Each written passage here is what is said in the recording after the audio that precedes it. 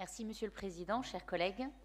Nous avons été informés par un principal de collège que le département engageait une réflexion sur son parc de logements de fonction dans de nombreux collèges publics nordistes.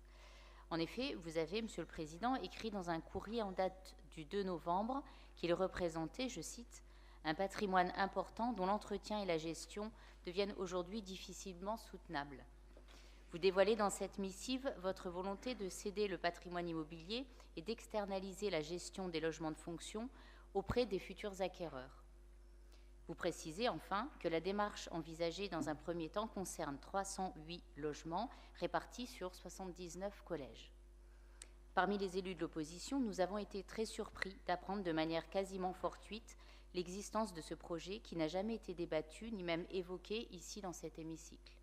Il s'agit, à nos yeux, rien de moins qu'une entorse au principe d'information des élus qui figure dans le premier chapitre du règlement de notre Assemblée. Et nous le déplorons.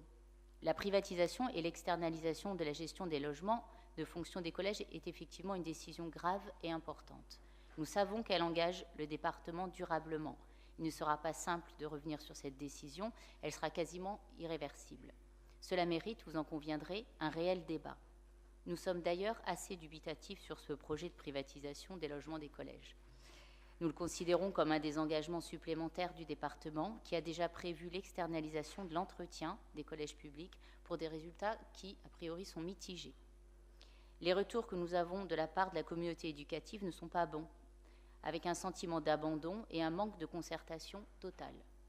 Dans ce contexte, nous souhaitons connaître, Monsieur le Président, quels sont les tenants et les aboutissants de votre décision de privatiser et d'externaliser la gestion des logements de fonction des collèges. Je vous remercie.